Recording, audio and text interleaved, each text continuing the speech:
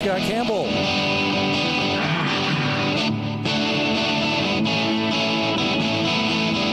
Hello, you are at the net. And welcome, friends, to another episode of the At the Net podcast, powered by Tex-Mex Productions. Working the soundboards in the back of the house are our producers, D-Mac and Dave the Brain. Time to say hello to your hosts, Craig Bell and AJ Shabria, as they're about to take us through 3 sets of tennis, talking life and all the news as it seems to them. Ladies and gentlemen, Craig Bell.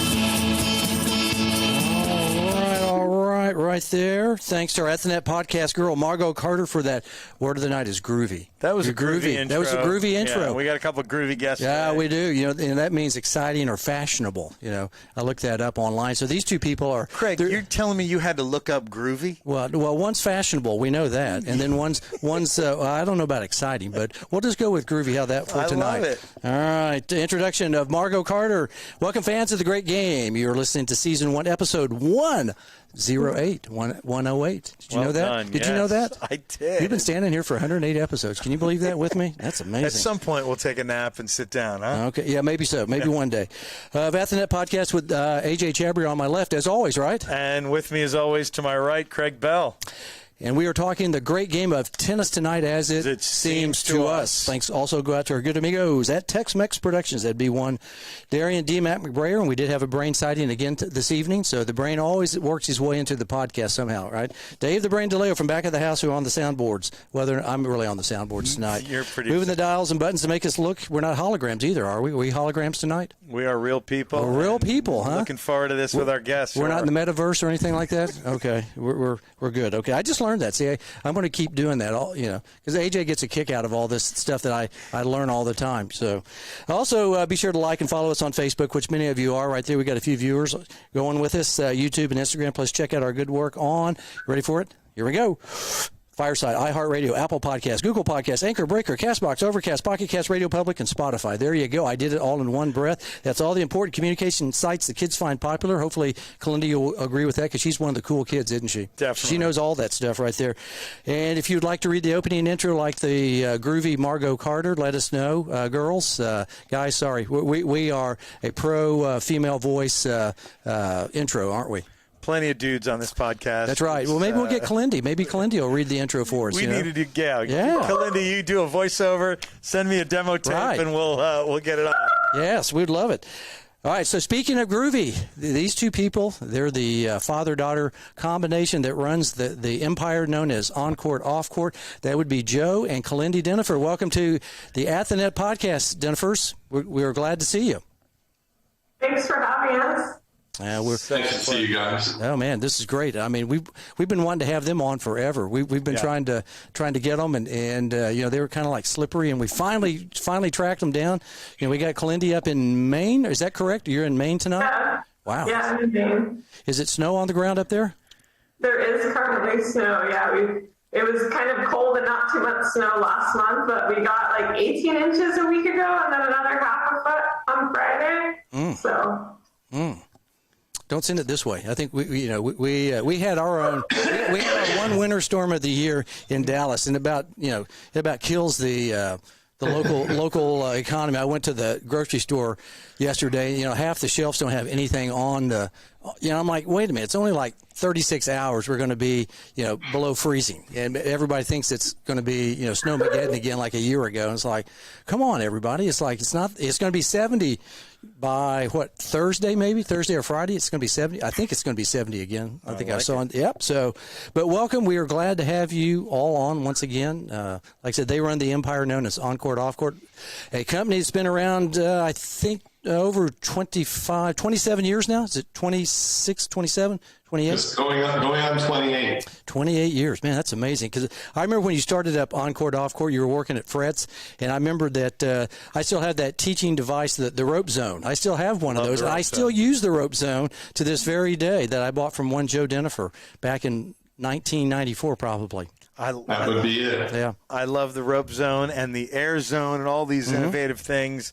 They're such leaders in innovation. And of all the people that have purchased and tested things for Joe, Kalindi has been a part of testing and learning from so many of them. So we're definitely getting into some product stuff and process stuff later on. But as we begin our first set tonight, I want to go to Kalindi, then Joe, and ask you about your background in the great game of tennis. Let's start with Kalindi. Well, my dad tried to get me into tennis when I was younger. So some of you guys probably remember me as the little kid on the catalog, and it may have looked like I was playing tennis. But if you pay close attention, you'll notice, like in one of them, the ball and the racket are over here, and then my head is like over here, and I'm wearing an oversized shirt, which was my dad's. And if you pay really close attention, in some of the old catalog pictures, I'm wearing Birkenstocks or my dad's large shoes because I refused to wear sneakers as a child. Unbelievable. So basically, I was into like dolls and dress up and Legos and acting until like age 10 or so. And then, my dad was very persistent and patient, and he kept on, hey, come on, try it, this will be really fun.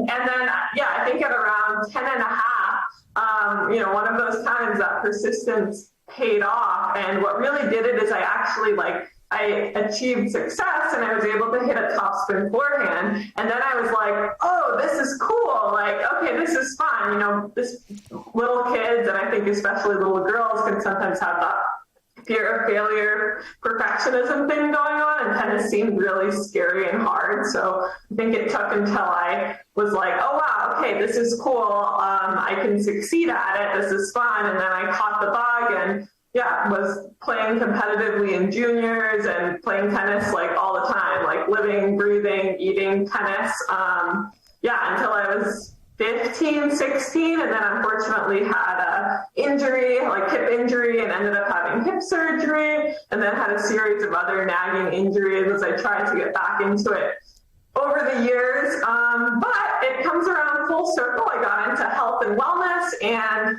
I now have gotten back into playing for fun, and I'm having a blast at it, and my body's in much better shape. So tremendous. Although I think everybody loved those shots of little cute 4-year-old, 5-year-old kid with the Birks and the lollipop.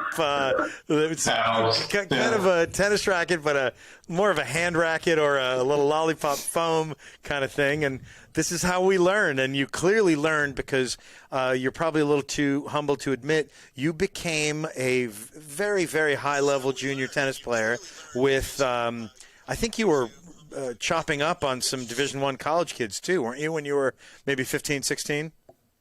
I practiced with a girl who was on the SMU team. She was like kind enough to train with me and mentor me a bit. It's funny, I was like 13, 14, and she was 18, and I thought of her as so old and mature and wise, and now I see like 18, 19-year-olds, and it's like, oh, you're so young. So I don't know if that makes me old, but yes, all of the training aids and kinesthetic learning aids, I'm like as far from a natural athlete as it gets. Before my dad taught me tennis, he taught me how to skip because, most kids just pick that up. I did not. I needed it like broken down, and but I was very determined to master tennis and had some excellent coaching. It's an awesome sport. Sure is. Joe, you got to tell us a little bit, before we get into Joe's background, give us your thoughts about what you just heard Kalindi go on with. She expressed it as truthfully as it gets, She was starting to play some national events when she got injured. And there's always a silver lining. So she's doing good. Her fiance, Josh Warren, is a coach for 4 or 5 months out of every year in the summers up in the Maine area, and is a college coach at a D3 school, and very successful record. I actually visited them and watched, and it's a girls team only at that school, and just wonderful relationships. He does a good job. So it's like his dream relationship with Kalindi because they get to play tennis together. They also play pickleball together. They play table tennis together. So all good. I'm happy and they're happy. Well, I having seen Kalindi grow up from the age of 4 to now, I couldn't be more proud of who she's getting to marry. I just love that kid too, Josh. So I totally get what you just said, Joe. It's a dream thing for him and hopefully for Kalindi as well. What an adorable couple. Yeah, you both are. It's been fun getting to know Josh a little bit. Nice people. Yeah. Convivial. Convivial. Very convivial. That's one convivial tonight. That's 4. Is it really? You just said it 4 times. Oh, okay. Craig's favorite word is convivial. Is convivial. Do you all know what convivial means? Have you ever heard the term convivial? I stay away from 4-syllable words myself. Okay. And I'm not going to try and pronounce it because I've heard of the word, but my thing is I've always been a big reader, so I know a lot of words, but then I have no clue how to pronounce them, and I embarrass myself. So I'm going to try and avoid that on this. You can spell it, though, which is nice. Hey, so Joe, tell us about your upbringing as a tennis player in Westchester County, New York, and then all over the world. I mean, in short, my mom was a bit of a recreational tennis nut. She was somebody who got passionate about whatever she did. I was 5 years old and just, waiting for her to finish playing in the summers, whatever, and just wanted to play. And she gave me a little racket, and all of a sudden, I was hitting against the backboard, and they were shocked, and then started, hitting from there, played juniors. Played Division I. I joke. I played first singles, but it wasn't a great Division I at State University of New York, Buffalo. We used to chip the ice in the spring. There were no indoor courts in those days, or it was hard to get indoor court time. And then I played with Peter Burwash, worked and coached for 10 years, starting from 75 through 84. And during that time had experience to do clinics, exhibitions, workshops, and traveled to 50 countries. So it was quite a career, and then shifted over to teaching up in Dallas and, started the Oncourt, Offcourt dream in 1994 through really the curiosity of how do we accelerate learning? And I went through clinical studies under the tutelage of Jim Lair and Jacques Proppel, how to perform clinical studies. And we did it on to evaluate how people learn best, whether it's through visual, kinesthetic, auditory cues, what sort of feedback they look for, how it works. Dr. Mike Kernodle was very important consultant, and then worked with people from the Max Planck Institute, which is a sports learning university, and they do a lot of studies. And it just drove everything, really, from there. So I feel very fortunate. Tremendous. Joe, you were such a remarkably successful teaching pro when you were an on-court personality. You mentioned Fretz Tennis Center, which you could argue that it had not just the best junior program in this part of Texas, but also the best adult program. If I recall, you had wait lists on 2 or 3 courts, and people would get their own subs. What drove you to be so successful in that and then leave it and become so successful in this? Well, I was the guy when I worked with Peter Burwash who used to take advantage when I traveled to watch people like Vandermeer and Vic Braden and Pancho Segura firsthand on the court. I would just make that extra effort. And Peter was one of the most intuitively creative persons at teaching group lessons that I had ever seen. And he had worked previously with guys like Chet Murphy, Paul Xanthos, Vandermeer, and he integrated all of that. And I learned a lot about working with groups, and that was one of my specialties. We used to have, for the adults, literally 200 people on wait lists for the group lessons that I was running. But it was during the boom years, and that part of Dallas was growing. And I turned 40. Kalindi was born. My knees started getting a little bit funny, and figured, well, let's give it a shot. I wrote my first book out of the 9 books that I've been, fortunate to have worked with. And, it just grew from there in terms of producing products. Now we have 12 employees and warehousing facility. We bring in containers from overseas. We're about 65-70% wholesale. We do private labeling and partnership agreements, co-branding with the national governing body for pickleball. We are the global supplier for portable nets and many training aids for head pen, and relationships with some, key companies like that, as well as retail and wholesale. Yeah. Want to know, is this your first employee right here? I want those back. These are, I like to call these the original podcast. Yes. It's a cassette tape that I would listen to on my commutes in the car in a cassette player, and it was like a podcast. We want to know if Kalindi got paid a royalty for all these. Look at that cute little kid there. That's the picture I was talking about. Yes. I'm not looking anywhere near the racket or the ball. I had those in my desk. I had to go around and get those really fast. I'm so glad. Next time I see you, Craig, I'd love to just borrow one so I could record off it and have a keepsake. I don't have any. I have the original digital audio tapes. I've got every one of them in my desk right now. So. That would be a huge favor. I'd borrow them and I'll put them on digital, and we'll probably share them as free downloads on our, Happy to do that for you. Well, that was a 10-year labor of love.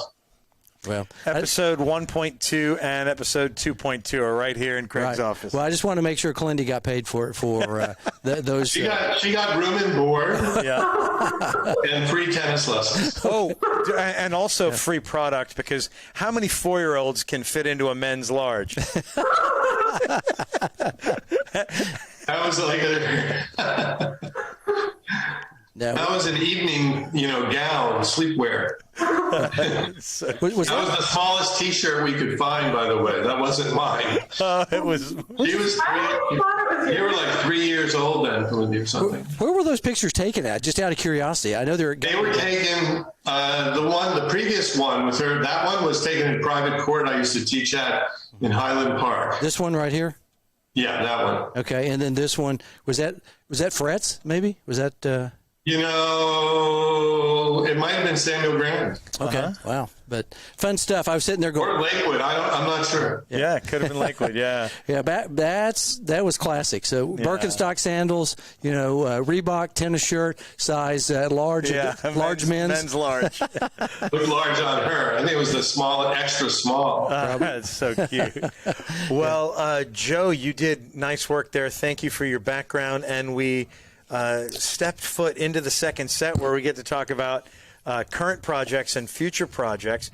I want to continue with Joe a little bit, because then we're going to shift over to Kalindi's couple or 3 different projects. Joe, you mentioned the supply, the containers coming from Asia. Tell us about how your company is dealing with supply chain dynamics in the world these days.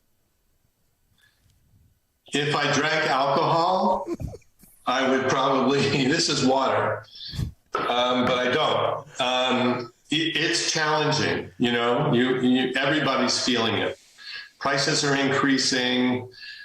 This is raw materials, labor costs are, the dollar's been fluctuating a lot against, and I want to make it really clear too, that I work very, very hard to try and source as much as possible here in the United States.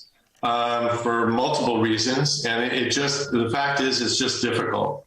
There are now tariffs added for bringing goods in from China. We bring in primarily from Taiwan and China, but we source what we can. There's some products we get from the U.S. for sure, and we have a handful of exclusive arrangements where other people are manufacturing and we do their marketing partnerships. But all I can say is it's very challenging. We have one person who's exclusively our logistics manager, and she works very hard. There are just tons of some products it takes 8 or 9 months to get them in.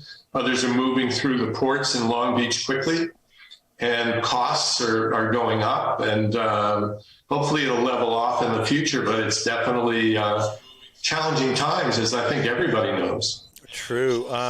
You mentioned products. I want to shift over to Kalindi. Kalindi, tell us about some of the products that you've gotten to test and use over the past 2 decades that have made you a really good tennis player. Like, and if you want, you can give 2 or 3 examples, or one or 2 or 3 or 4, whatever you like. Well, a couple come to mind just right off the bat. I've tried so many, of course, but 2 that I feel had like a really strong impact were the Flex Trainer and the Spin Doctor. Now we have like a more advanced version of the Spin Doctor, the Top Spin Solution. But at the time, it was just the Spin Doctor, which, if you're familiar with that one, it's the long telescoping pole with the spinning ball at the end. So you can get a kinesthetic feeling for hitting top spin or slice or underspin. And that helped me learn the top spin forehand that I talked about earlier. And it also helped me learn a kick serve, which I love my kick serve. I still love my kick serve. And it's, so that product is, I really, really like that one. And then the Flex Trainer, you put it around your waist, one band, and then it has like anywhere from 1 to 3 bands, depending on the tension strength you want, and the other ones go around your ankles, so it pulls you down to give you the feeling for a lower, more explosive playing height. So if coaches are normally used to saying, bend your knees, and it's like, they're just words. What does that mean to a student to actually translate that into, okay, well, but how do I do that, and what does that feel like?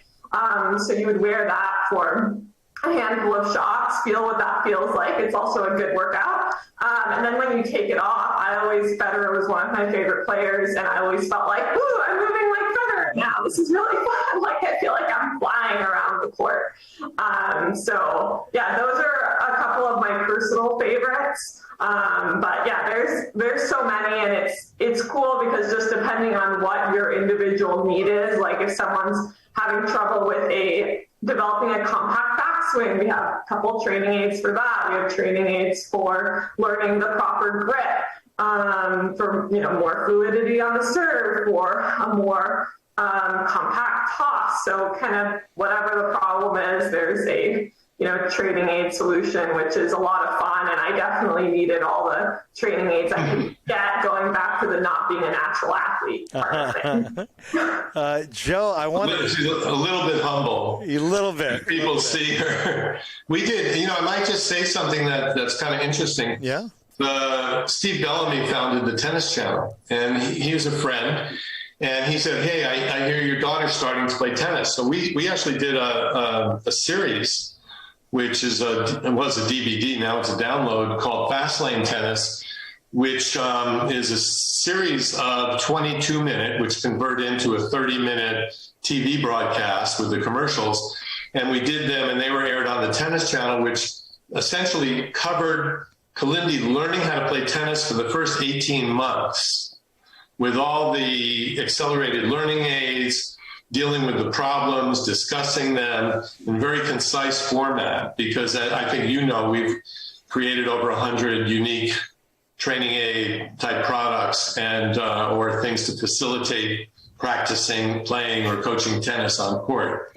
Same with pickleball. But so she's a little humble about it, and it was slow beginnings just because she's such a perfectionist and demanding.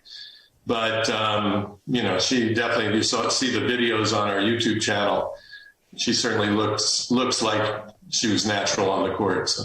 Tremendous. Well, Kalindi mentioned Flex Trainer.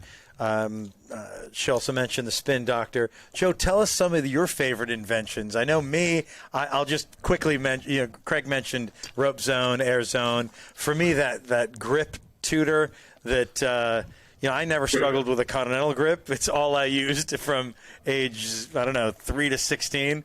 But then it helped me develop more of a real Start Right grip trainer. Yeah. Start Right. So that's personally one of my favorites. Forehand Fix has been great in involving both sides. Joe, tell us some of your absolute favorites. This is such a hard question now, because we have, like, Kalindi just ran the gamut, in terms of getting a feel. We have several products for your toss. This simplicity, they basically break down into 2 categories. You've got training aids, which are kinesthetic primarily, right, which give a feel. As an example, a lot of people, say, the coaches say three things. They say, watch the ball, rack it back, and bend your knees. And coaches are so tired of saying those three things. And you got to wonder if the person's saying it with every single lesson throughout the day, every day you teach for years, you got to be nauseated to have to keep saying it over and over again. And you wonder if the student isn't thinking, what am I paying for? They keep saying the same thing over and over again. So there's a disconnect with yelling instructions across the net verbally when people don't connect with their ears hearing, they don't retain and digest that information, as well as the experiential part of it, which would mean getting a feel for it. We have one product that we manufacture that was created by a great tennis coach in Hungary, and we call it the Backswing Solution.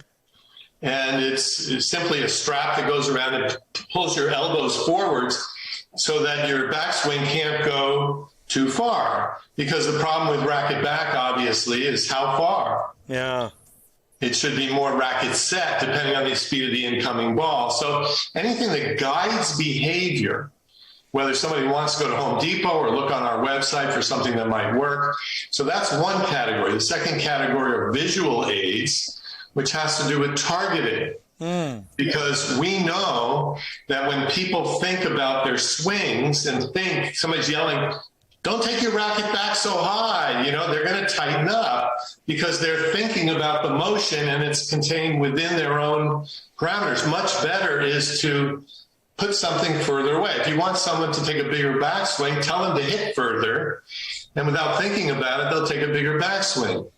If you want them to take a slightly smaller backswing, feed the ball faster, and they'll have a more short, abbreviated backswing, or have their back against the fence. So if they take too big a backswing, they're going to feel the racket touch the fence, right? So there are different ways to guide behavior. These are called guidance systems. And it just works wonders. Another thing that I can share, and then I'll be done with trying to answer your question is, we all know that tennis coaches for years have set up targets on the court. And typically it's a racket cover, 3 balls and 1 ball on top, a little pyramid of balls, or a single cone. And they'll say, that's your target. But, feed them 50 balls, and if they hit it once, they're lucky.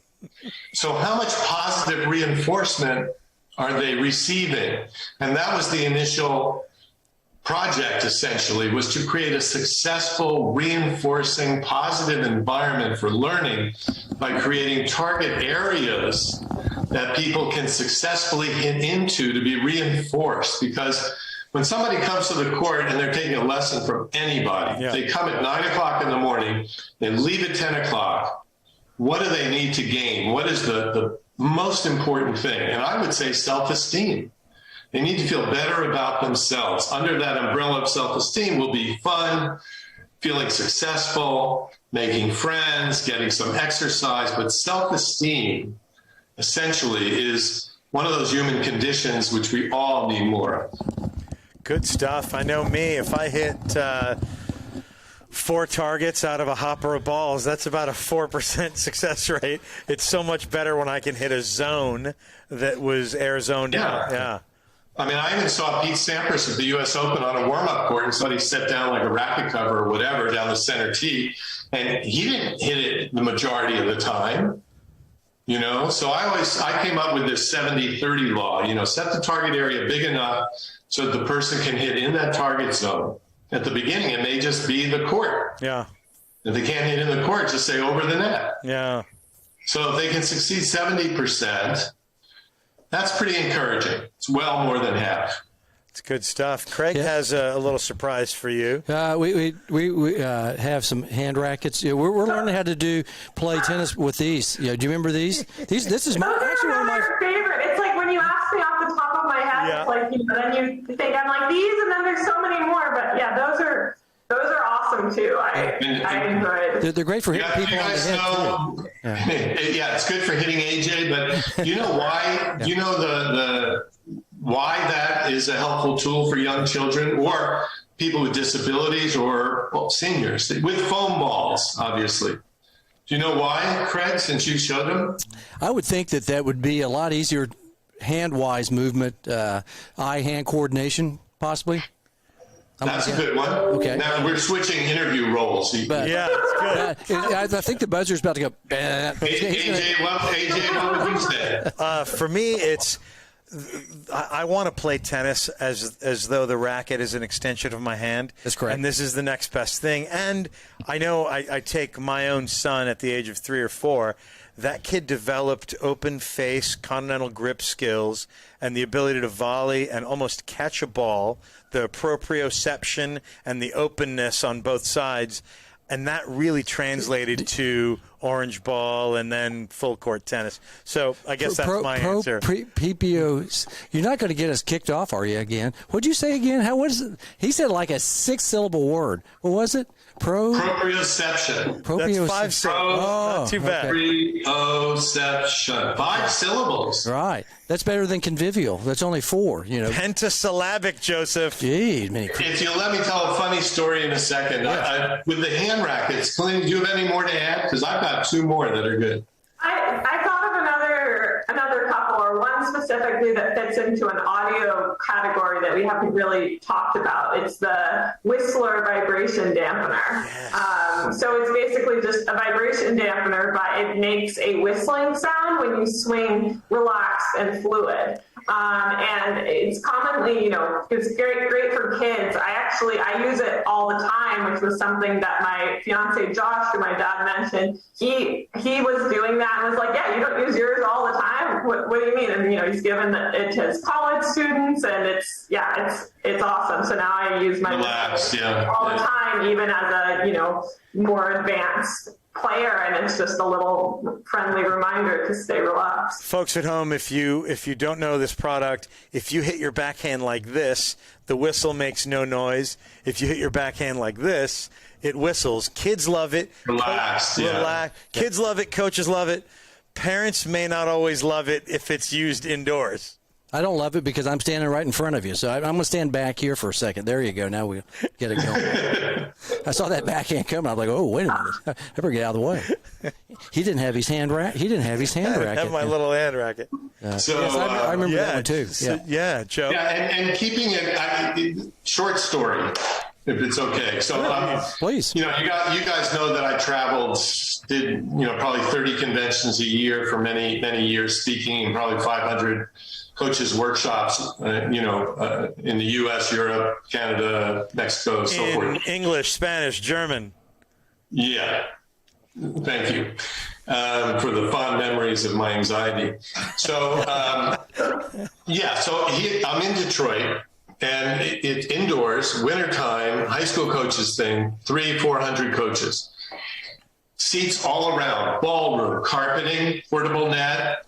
And my topic was the serve, which is, okay, decent topic, but it's not real active. And I made like the biggest mistake of my life is I randomly asked for someone out of the audience with no preparation. I had no idea what level. I said like advanced beginner, beginning intermediate kind of thing. Lady comes down, because most people in front of others are going to get really nervous. And I had to, take a look at her serve and show measurable improvement and explain to the coaches how it went about and show them the progressions or little fixes.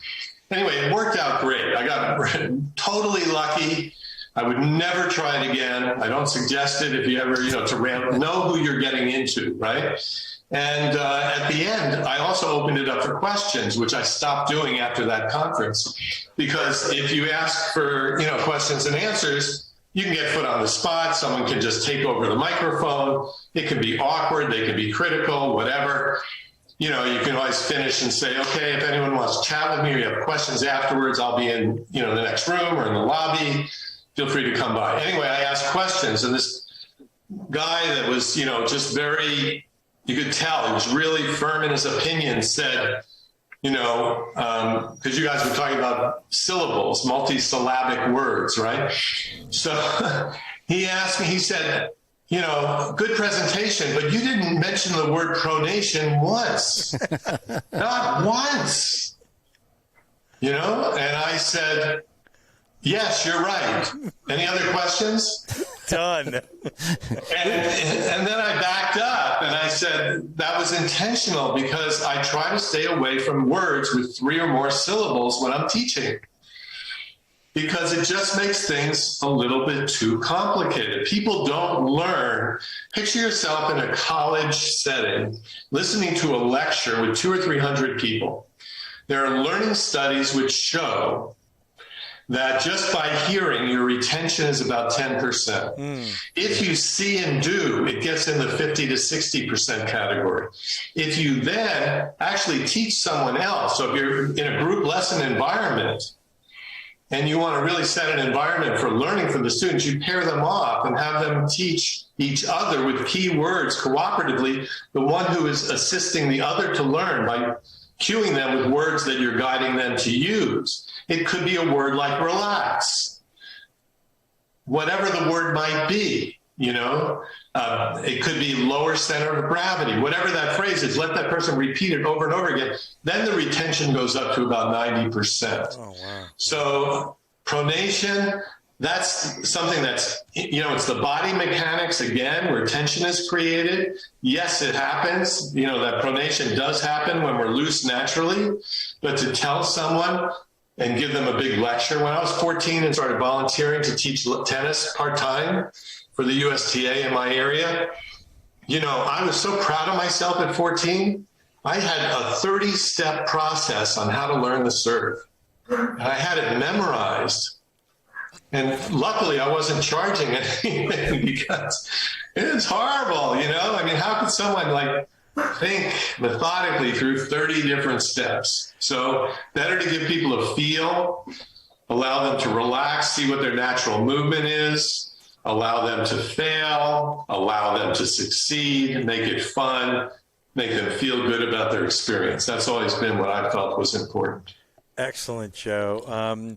We want to wind down this second set and talk not just about current projects, but future projects. I'd love to go over to Kalindi, who is, I understand, working on a book, of course, a blog called Mindful Kalindi. Tell us about some of the things you're passionate about outside of Oncourt, Offcourt, that is probably going to be a future of your practice or your company, Kalindi. Yeah, so, you know, through my own health and wellness journey, I mentioned I had some various injuries with tennis and other things. It led me to go on this personal wellness journey. I did my yoga teacher training. I've done several mindfulness, mindful self-compassion meditation trainings, among other things. And then when I met Josh, my fiance, at the PTR symposium, as you know, AJ, he's the founder of neuromuscular balancing. So I learned about his modality, which is, makes so much sense, yet is not talked about. And then, we've partnered on, we have on our website the neuromuscular balancing video download. So that whole process led me to become passionate about wellness and the off-court piece, and aspects that I felt are not, emphasized, or at least they weren't as much when I was playing tennis. Like, stretching was not really like an emphasized thing, nor was finding your center. And so, yeah, that became a passion of mine, and essentially led to, I think I just started the blog as a way. I've always liked writing, and I was having bad jaw pain at the time from wisdom teeth surgery gone wrong, so I needed an outlet.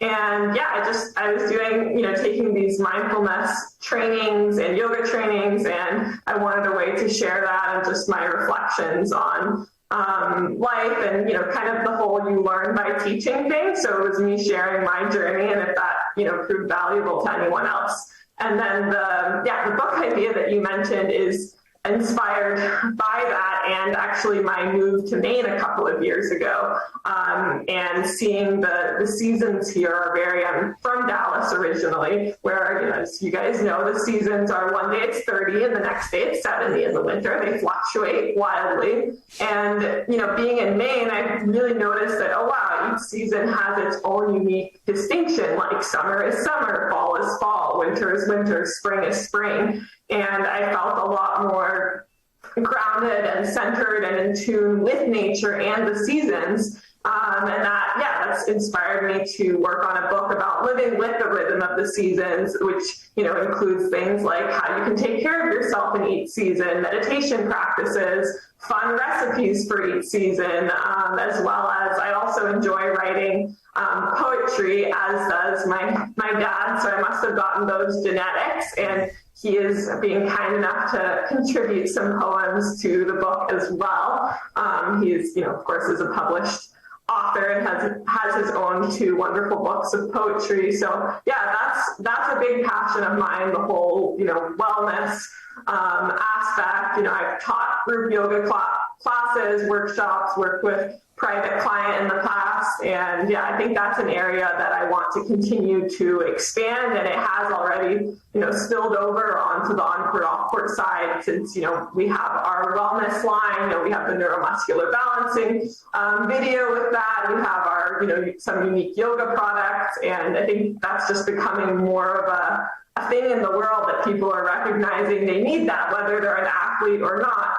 And, we see so many top tennis players now, they're talking about, hey, on the changeover, I was doing my anchoring technique, I was meditating, like it's awesome. It's becoming so much more, so much more talked about. And then, I also just, it's tying with the nature. I love hiking, biking, being in nature, and feel like that's a very recharging thing. So. Well, Kalindi, we loved hearing about not just your current, but your future projects. And not only do you have a bright future, but I see a bright future for people who will come to those websites and learn from you and get some of those courses. Let's take 30 seconds here, and maybe you can plug the neuromuscular, the mindfulness, and, of course, Oncourt, Offcourt. How do people get a hold of you in all 3 of those? So any one of your viewers is always welcome to email me with, any thoughts, questions on the court, off the court. It's always wonderful. Just think life is about relationships and connections. So that's Kalindi at OncourtOffcourt.com. I don't know if there's a way when you share this to write that out, since my name's a little bit, well, they can maybe see it on the screen. Oh, it's easy. Kalindi at OncourtOffcourt.com. OncourtOffcourt.com. And then, OncourtOffcourt.com for, of course, on-the-court training aids, as well as our off-court wellness line. Like, that's clear in one of the sections. It's called wellness, and then under that there's yoga and recovery. And in that section, people will find our unique line of mats, including our foldable yoga mat, which works as a meditation cushion, a bolster, a mat. It folds for extra support under your hands and knees. And they'll also find the neuromuscular balancing video download as well there. And then Mindful Kalindi. We also have our blog on the Oncourt Offcourt website, which is also noticeable on the homepage, and that does have a section in the Offcourt wellness category as well. And then Mindful Kalindi is just mindful, and then kalindi.com. And I try to post there like about once a month, new blogs, and there's, a good number of archived blogs as well, since I've been posting on it for the past, over 4 years, something like that. I haven't kept. I've gained a lot from Josh's neuromuscular work, not just the stretches, but the opposites, right? Relaxing one side and then stretching the other side, and not stretching it for a New York minute, which is 30 seconds, but for like 2 minutes, like long, holding the stretch long, and that has helped my hamstrings. So thank you, and thank Josh. How do people get a hold of you and Josh at the neuromuscular training?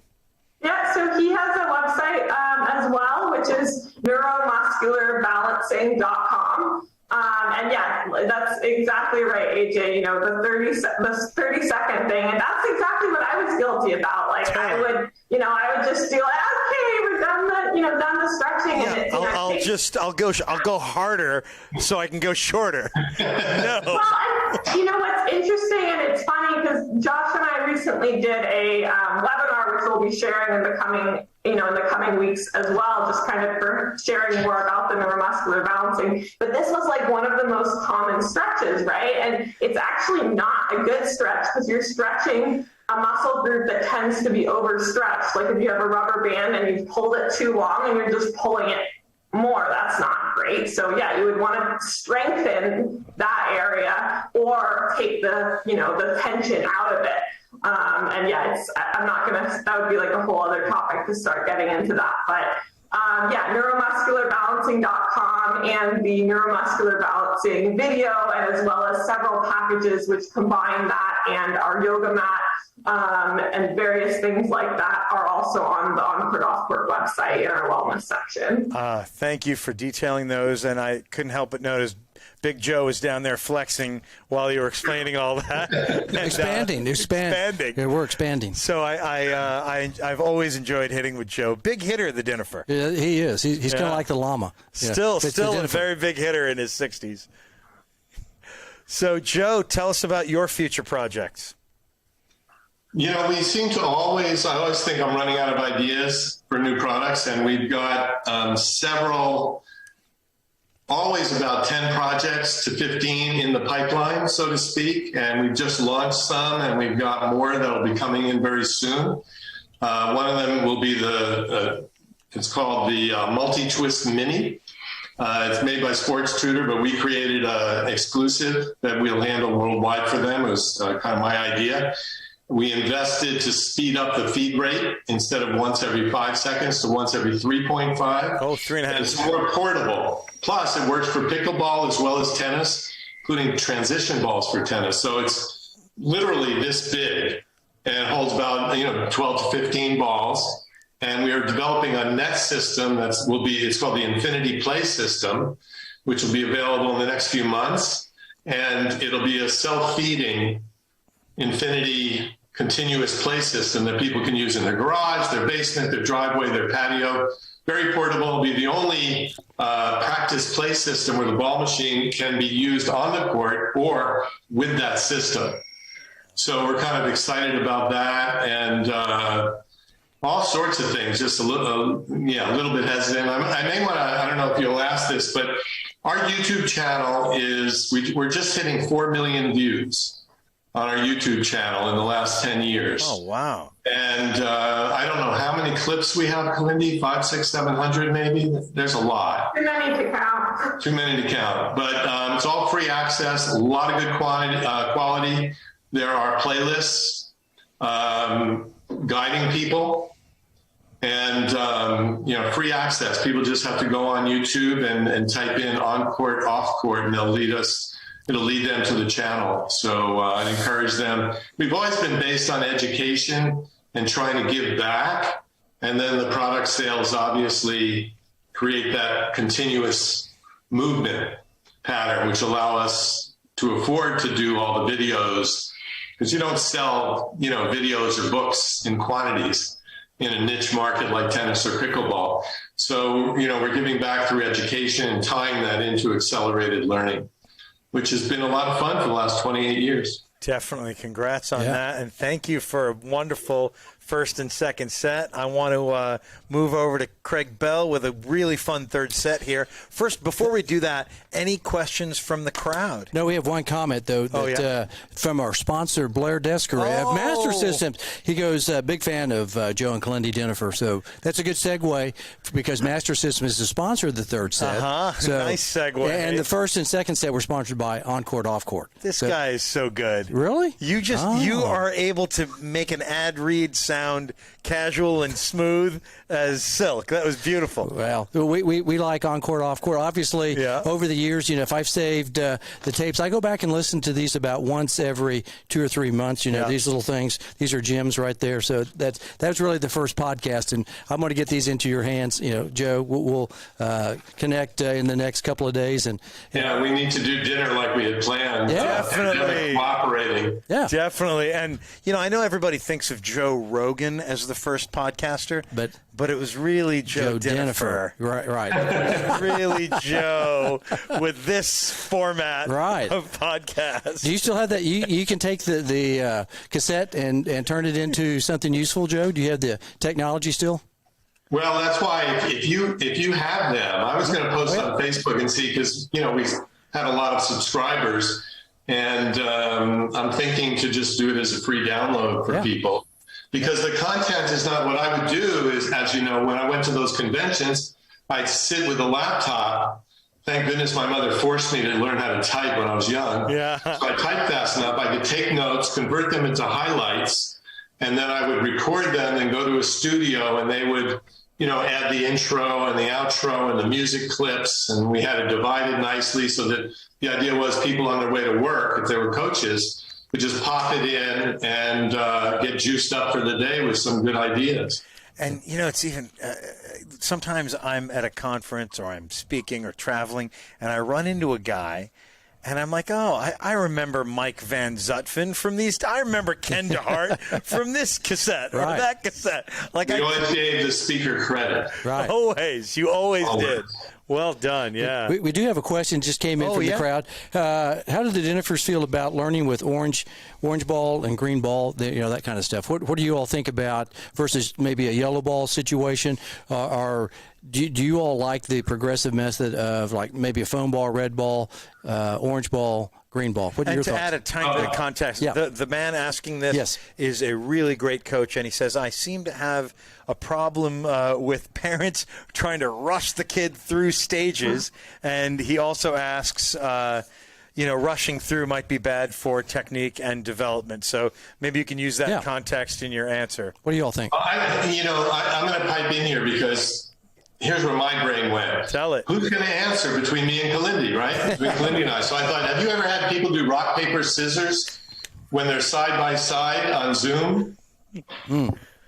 Kalindi, let's do it. All right. Well, in my view, though, you're below. Like, I'm next to Craig and AJ. You're, like, underneath. So, but we can try. Okay. Oh, well, it doesn't matter. So we'll go on 3. So, on 4. So 1, 2, 3, and then we'll do it, right? Okay.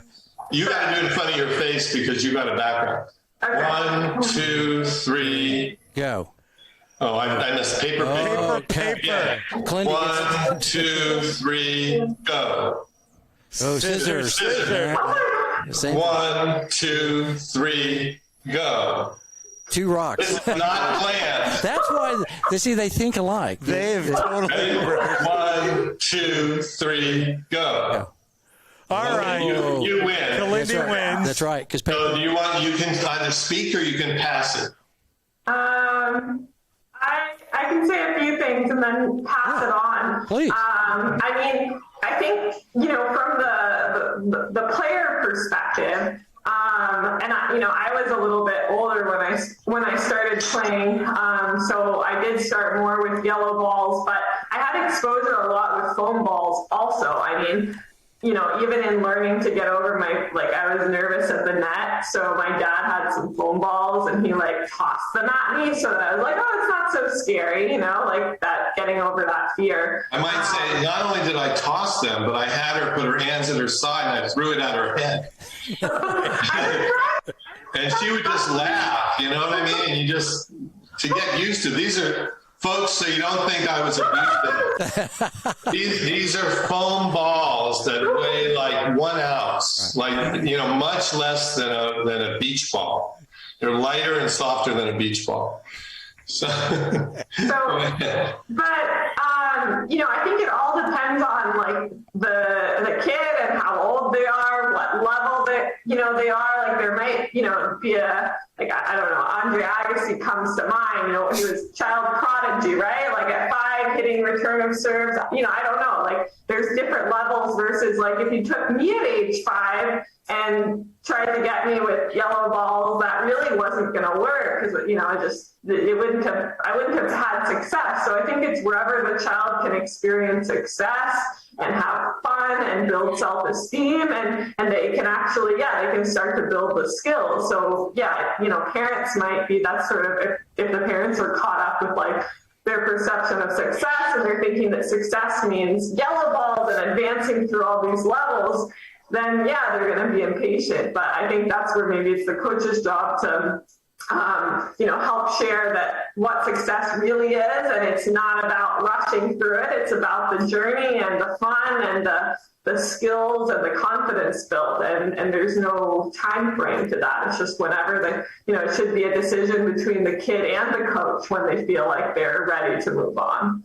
That's all I have for that. That's probably not, very like political answer. I'm not like up to date with all of the dialogues around that, but that's just sort of my, hopefully relatively common sense thoughts. Very relevant. And may I add just couple of very quick thoughts? First of all, Kalindi, when I was thinking about it, why didn't we use those? And they were not really available in the U.S. at that time. It's kind of interesting. And you started at 9.5 years old, 10? 10.5, like something like that. And, we worked, you had the bug and you're, a hard worker and, you accelerated and learned to the point where you were, highly ranked in the 12s in Texas after 18 months of playing. But that was due to your hard work, and trying to guide you in a more efficient way. But I think one of the things for that coach who asked that question is the balls bounce lower, which is a big deal. So it's more height appropriate for the child, number one. And number two is that because the ball is slower off the racket and slower after the bounce, it gives them more time. And time is obviously, either the friend or the enemy of the tennis player. And the more time you have, the better you'll do. The less time you have, the more rushed, the more tight, the less you'll be able to go through whatever you're learning. And from those standpoint, height appropriate and time, big deal. We all know longer rallies are possible and, making it more age appropriate. You can imagine 6-year-old kids playing on a full court basketball versus a lower net on a shorter court, which would be much more successful for them. That's what I have. Yep. Good answer. Yeah, good. I hope our coach fan, thank you. Yeah, he says strike zone, yes. Yeah, he likes strike zone. Good. He's all over it. Kalindi, I just one thought here. Just did you know that you were being a guinea pig and you were in a learning laboratory for your dad at that time? How do you feel about that now, looking back upon the timing of all this great nurturing that you were going through? I don't know if I thought about it at the time. I've definitely thought about it in a humorous way. Since then, or I've talked if people have asked me about any of the, training aids. I'm a good person to talk to since I have so much firsthand, experience. And I was like, I tried it out. I was a guinea pig for all of them. But I think it's kind of cool. So it was like Christmas every day coming to work with you. I know, toys. We would carry out. To emphasize the return of serve. Now, Craig, as you guys both know, there's the Sports Attack has made that Ace Attack serving ball machine, but in those days it didn't exist except for the $14,000 Playmate package with the lift and the Grand Slam, right? Mm-hmm. But what we did is I bought a little giant ladder and had a portable ball machine and built a platform, retrofitted onto the ladder and raised the machine up to a height so that she could learn her forehand ground strokes and practice them in the context of the return of serve, since it's the second most frequent shot hit next to the serve in tennis. Points last so short, you end up hitting return of serving 44% of the time, or swings at the ball for the serve, including first and second. The return of serve is about 33%, and you've got 20% as everything else. But the serve and return of serve are practiced too little. They're under practiced compared to regular ground strokes, disproportionately practiced. Yeah, I know our TCD ladies don't like. They always say, "Ooh, my arm hurts, my shoulder hurts." You know, when they come to serve. Go. Yeah, it's serve and return time, Yeah. Craig. I'll see you tomorrow. Right. I go, my head hurts. You know, after all that, I'm like, that is one of the, and I agree with you 1,000% that serve and return to serve is the least practice, but should be the most practice. Yeah. Because that's where the action happens. You don't get to pass go if you don't get your serve in or your return in. You don't get the $200. You don't get to get all the good stuff that go along with that. I wanted to know as a parent working. Yeah. I mean, I tried to bring her. I mean, AJ, you know this story, and I won't mention the club, but then, I brought her to different junior programs, trying them out. And one of the clubs I went to, the coach had the little girl standing with her arms straight, told him, "You're holding it like a stop sign," and was feeding balls right to the racket. And then I said, instead of feeding, there's a chance if you brought out a ball machine, right, you could, be with them, help them a little more instead of yelling from across the net and feeding balls. So then the next time he brought out the ball machine, it was firing from a full-size Playmate machine, crossed the net about 30 to 40 miles an hour for a 10-year-old girl is very fast. We all know that. That's like a, intermediate recreational male or female player. And these little girls, like between the 3 or 4 standing at the net with the stop sign again, were missing, the ball's deflecting, they were scared, all this. And then I said, you could move the machine up to the service line, slow it down, and then so they succeed more. And he said, well, we don't have an extension cord. So I went to Home Depot and bought an extension cord and dropped it off before the next lesson. And the last time I brought Kalindi there was at that next lesson when he had the extension cord but didn't bother to use it. Oh. So, standards of tennis, it's getting better and better. There are mandatory education requirements now. I always used to kid that if you want to cut hair in Texas, you need to, pay for a license and take a little test every year. And tennis coaches didn't have any mandatory certification for continuing education like that. So, it just, there are a lot of stories out there. There are a ton of great coaches, don't get me wrong. But this is how I ended up working with Kalindi. And yes, she was a guinea pig. And no, I didn't tell her. And I think she turned out okay. She did. I think she turned out fine. Sharp kid there. All right. Well, should we get going on the third set real buddy, quick? you're okay. on. Yeah. So back again, Master Systems. Anybody that needs a product for your court resurfacing court, that's something that Oncourt, Offcourt does not provide. That's where Blair Descaray comes in. He'll do your surface work.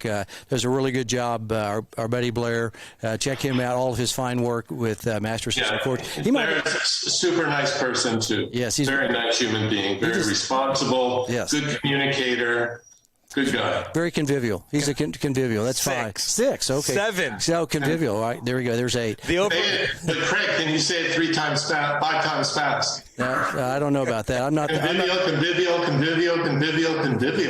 Yeah, you're one take Joe. He's a linguist, in his finest. So I'm not a linguist at all. I'm from Oklahoma. We can barely say, Oklahoma. But Blair did the courts behind us. So and those have been down for 8 years. That company, I can't recommend Master Systems highly. So if you all need some pickleball courts, tennis courts, all sports courts, go look at our buddy Blair Descaray with Master Systems. So all right, this is going to be a lot of fun. We do typically 3 sets within the third segment. So there's 3s. There's a lot of 3s here. We have 3. 3 sets in the third set. Yes. And I know Joe will answer a lot of these questions. I've witnessed Joe Dinoffer in the music profession. He's also a great musician. Oh yes, yeah. So this will be kind of fun to talk with Kalindi also too. So Kalindi, I'm going to ask you this question: first band you saw in concert besides your dad? You don't get to say Joe Dinoffer and the Oncourt Offcourt team.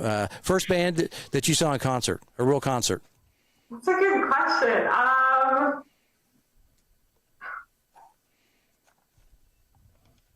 I'm probably blanking on something that was smaller that I'm not remembering, but the first one that comes to mind is the first big concert was seeing Shakira at the American Airlines Center. Shakira. Wow. Maybe 5-6 years ago, something. Was that before the Gypsy Kings when we went to hear them? And that was first. first. See, I knew there was something. I was blanking. Okay, Gypsy Kings, I think then was probably first, and then Shakira was second. So, yeah, thank you. I know Shakira. Gypsy Kings, do you know the Gypsy Kings? What is They're it about? awesome. What is it about tennis people and that technical guitar of the Gypsy Kings? Yeah. I saw the Gypsy Kings in 90 or 91 in Atlanta, and who's right in front of me? One of the greatest tennis players of all time, Martina Navratilova. Really? So you're in good company. Wow. Going to see that great band from Spain. Yeah, They're from Spain? I think they're originally from Spain. They're from, really? I thought Mexico, no? No, they're Spain, yeah. Wow, I didn't know that. Yeah, and I assumed they were maybe from Romania. Where Joe's people might have been from centuries ago. Yeah, Romanian. Yeah. So, Rafa, did you ever see the Gypsy Kings in Spain? Well, Gypsy Kings, no, they're one of my favorite bands, no. I would like to learn the guitar from all the best, no. Right. Yeah. Always You practice working hard? always working hard, always practicing, always learning new things, no, always, no. Yeah. That's always fun. When he said Spain, I was like, okay, I know where I'm going on that question. I was very impressive. Now I feel like we should fact check Gypsy Kings where they're actually from in case we need a new accent. But this one was so good, so maybe we should just keep it like that. And apologies, Gypsy Kings, if you're not. Maybe they'll have you be their front man, AJ. Well, Kalindi, thank you very much for the gig. I will get you a 10% the moment I get paid, no? You should do, Craig, see what you do a podcast without video. So you don't get you promote it that you're going to have Rafa right on your podcast. Finally, he's agreed. right. He's agreed. Yeah, you got to get your 10% out of this, Kalindi, too. So I just want to let you know. Yeah, that's right. Get your 10. 10% from Rafa, and then maybe Novak will show up too. Novak, will you show up? Craig, it's very generous of you to offer, both on the court and off the court. I enjoy very much the music, but I'm going to let Rafa handle this one for me. Oh, okay. So you'll be fine right there. If you could hear a band in concert, what band would you hear? Who are you speaking to? Either one of you. Tell us your favorites. If you could hear a band in concert, do you like, music? Yeah, I know you like. I know Joe does. And Kalindi, if you could hear a band in concert, is there something that maybe you and Josh haven't seen together that maybe you all would like to go see? Well, what comes to mind is I saw that they might be. I think they're. Have you guys heard of Celtic Women? The band. It's really, really awesome. Very peaceful, very unique, world music. And actually, it's funny time to be having this conversation, but my dad and Adriana are coming to visit at the end of next month, so that's when the band will be in Maine. So amazing timing. About that, but that's good. Let's talk about that. Yeah. Usually AJ hears of everything. I'm surprised. This is when he's saying, no, I haven't heard of that one. I'm like, I can't believe you stumped AJ. Celtic Women. I don't know it. Yeah, look them up. They're awesome. I could probably throw. Yeah, Josh has introduced me. That one, I think. Yeah, we both knew separately. Another band that comes to mind that I've been listening to lately, Fleet Foxes. Have you heard of them? Say again. Who are they? Fleet Foxes. Fleet Foxes. I've heard of this band. Okay, all the hip young kids love this. Yeah. So I didn't stump you twice. It was worth Fleet that. Foxes. Okay, Fleet don't tell us Foxes. the song. AJ, tell us the song from the Fleet Foxes. Have you heard? I actually don't know any albums or songs. Where are they from? They're from here, right? Are They're from they? the States, right? Yeah, I think so. I don't know the details, but there's a couple of their songs I've been listening to lately. So has Andy Murray? Have you heard of Fleet Foxes? It's great. It's great music. I'm not Fleet. I'm not a fox. I'll get to your drop shots, mate. But you haven't heard of Fleet Foxes? Scotland. They haven't made. I don't think Scotland. they've made up to the Highlands But yet. the Celtic Women. Maybe you've heard of the Celtic Women, haven't you? Now I have. Right. Yeah. And I do want to say our research department is piping in. Gypsy Kings are a group of flamenco, salsa, and pop musicians from Arles and Montpellier, where there's a ATP event tennis this tournament. weekend. Yep. So that's in southern France. Yep. Mixing southern French dialects. Mostly they perform in Spanish. Most of them are from... They're Gitanos, Spanish Romani, who fled Spain during the Spanish Civil War. So they are Spanish, but they're based out of France now. Cool. Wow. Yeah. All right, we got it. We learn something every day, right? So, okay, so the next question, we're going to follow up on this. Well, what's your favorite type of music, Kalindi? What do you really like? Celtic women, obviously, that's the. Is that? I kind of have an idea. Yeah, Celtic. I guess it's Celtic music. I mean that kind is really nice. I really like kirtan music. I don't know if you guys are familiar with that. You actually was it?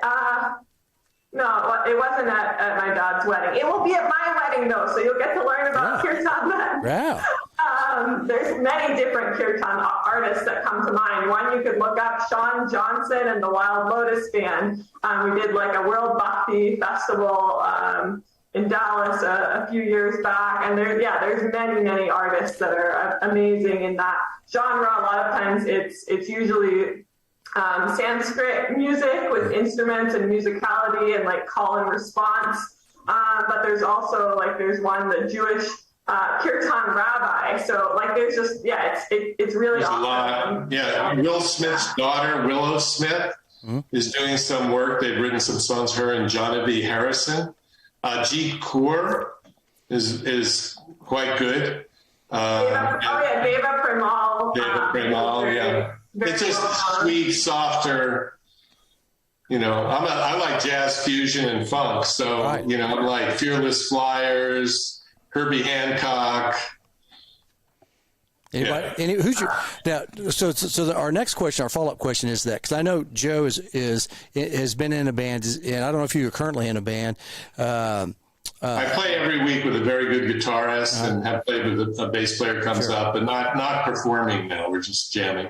Now, if I recall, you are professionally trained. Maybe you went to college to play music. Is that correct? If I recall correctly. I learned my oldest sister's first husband was a national caliber percussionist. Whoa. So I actually had, I think he was trying to get on the good side of the family. So he was giving me lessons, playing the drums. So I was in bands since junior high school and playing gigs in high school and college, and then had a fork in the road, either tennis or music, and auditioned and got into Berkeley Jazz School, but did not attend. And then stopped, got into the tennis, and then started playing percussion again. Oh gosh, maybe 15 years ago now. And I was fortunate enough to get in with a couple of good music projects. And I'm somewhere, like I used to tell Kalindi, you're no longer the worst player in the world, and you're probably not become the best.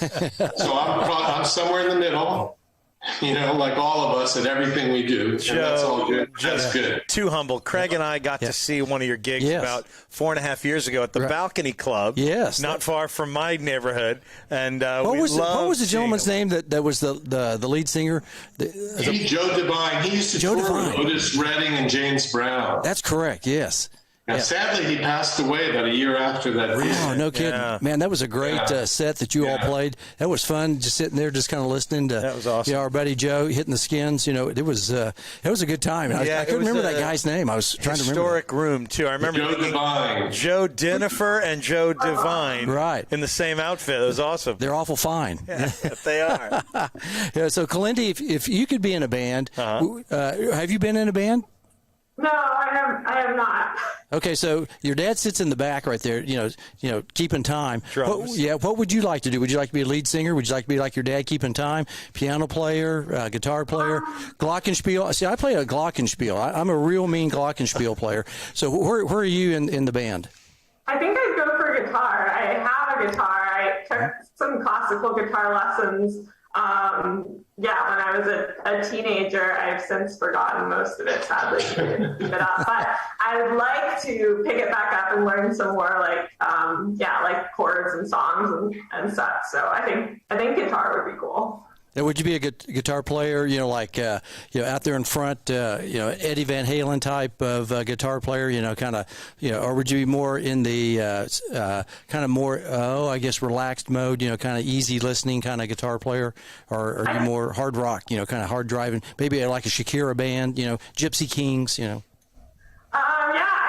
So I also really love, on the subject of, musical genres, I've always liked Latin music. So Gypsy Kings was fun. I think if I had the if I had the talent for it, like the singer, songwriter, guitar and singing, because I also like writing poetry, like that would be really cool if I had those musical abilities to put that together in whatever genre. Probably not like a hard rock, but maybe like folksy, world fusion, some Latin flair, some, just elements from different cultures and musical, influences. I think the Dinoffer family ought to do a little duet together. Yeah. Maybe Dad, playing the skins, back there keeping time, and then Kalindi out front, playing guitar. Obviously, they're very talented, with poetry, and they're musicians already, to some degree, songwriters. So I think there might be something, to it. Maybe if you come and play trumpet while we're playing. No, glockenspiel. I think you guys you're missing the part where I don't actually have musical talent. Oh, okay. Well, I think you're the songwriter. I think all good songwriters have talent. Definitely, they're there. So it's there. Trust us. We know. She could be a lyricist. Yes, very much so. I will write I'll try writing the song, and then somebody else will perform. One time, if we ever come on again, I don't want to put her on the spot, or me either, but. Have her recite some of her poetry. That'd be great. And that'd Joe, awesome. Thank you for saying that. Joe, I love reciting some of your poetry in that From a Father poetry book, and there's the second one as well. There's some really quality stuff in there, and I want people to read it. Oh, yeah. And maybe next time we have you on, we do a quick set. That'd be great. Of some spoken word or some poetry, yeah. Yeah. I've been recording a few, and it's on my Facebook page. And our music. Father's Love, just Joe Dinoffer on Facebook, and there are 3 of them that are recorded. And here's a little, one of the best moments of my life, I think, giving Kalindi the book as a surprise. Wow. That was a very cool. sweet moment as a parent, and you both are parents, so you know the feeling of parental affection and love, and the relationships when it's going great. So I've read more than one of those poems more than one time to my great. kid. Yeah, those are great. Do you want a couple more kids? I'll give you a couple. I got 4. He's got too many. This guy. we've got 2 cats and a dog, so we're a family of 5. Oh, okay. You're fine at the moment. You're full house, right? So speaking of. We're going to go into the second set. So, speaking of Full House, which used to be a show on television, what do the Dinoffers like? Each one of you, are you guys movie people? Movie, TV, documentaries. What do you like? I like both. I mean, good movies or good TV shows. What do you like?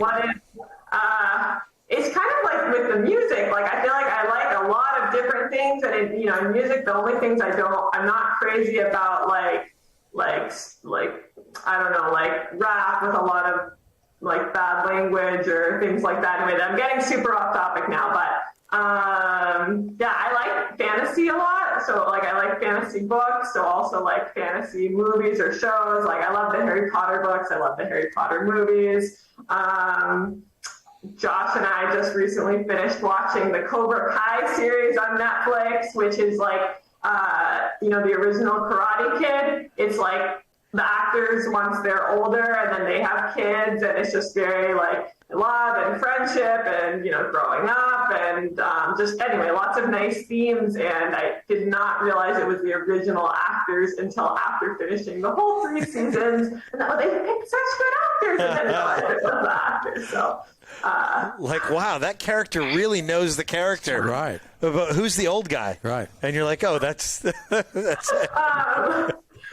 But what about you, Joe? Are you a movie guy, TV guy? Seinfeld? We like Seinfeld.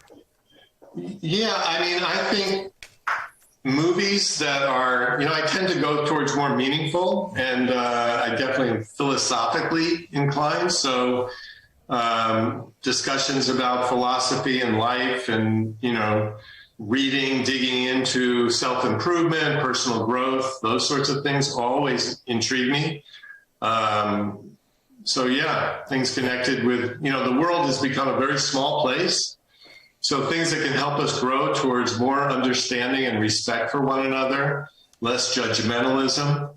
I'm definitely,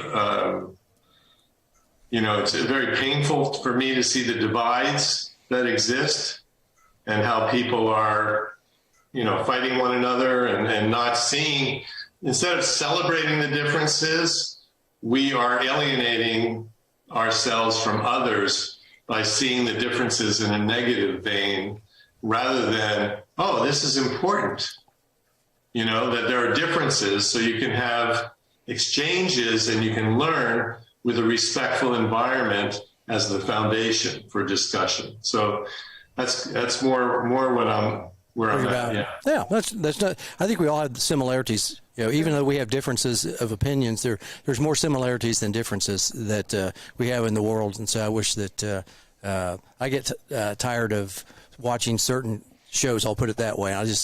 I kind of go mindless sometimes, and I'll watch sports. I just watch mindless. That's like the opposite of mindful. Full, yes, yeah. I'll watch tennis, and I'm just kind of like I've had enough of all the other stuff, and I'll just watch a tennis match. Kind of stuff. I give up, at some point, or maybe I should just turn it off and or maybe watch more Rick Steves, the European travel guy, and be convivial. That's the most convivial. That's right. His over under on the use of the word convivial is higher than yours. Yes, he has a lot of convivial episodes. So, breakfast, lunch, or dinner? What do you all like to eat? Are you all favorite morning people like breakfast, or more dinner people, or lunch people?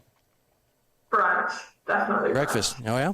What do you eat? Brunch, brunch is. And Kalindi's fiance loves to cook. Oh, really? So she's got it made. He's like vegan chef level. And this is like a very nice time for me because we'll kind of trade off. So in the summer when he's out on the court coaching from 7 a.m. to 7 p.m., I'll do most of the cooking. And now in the winter when it's a slower period for him, he'll do all of the cooking. And then it's like many gourmet meals. We had for dinner some leftover that he'd made the other day of this amazing vegan stuffed cabbage with homemade tomato sauce.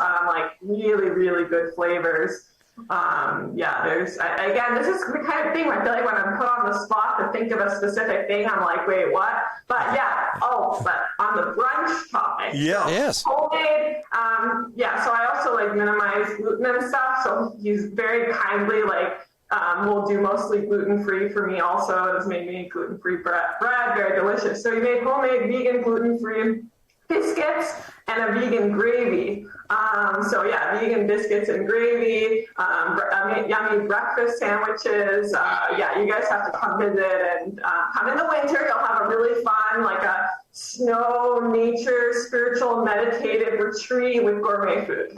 Love this. Boy. Whoa. Man. I said, I'm ready to come up to Maine. Yeah, I love Maine. Yeah. Oh, man. Joseph, tell us about your favorite meal. Well, as some people know who know us, we both have plant-based diets, and I'm kind of boring. I do my smoothie in the morning. I'll do a lighter lunch. So I would say probably dinner. Yeah, and I like trying different restaurants. And then when I gain the 10 pounds that I don't want to gain, I'll not go out to eat for a while.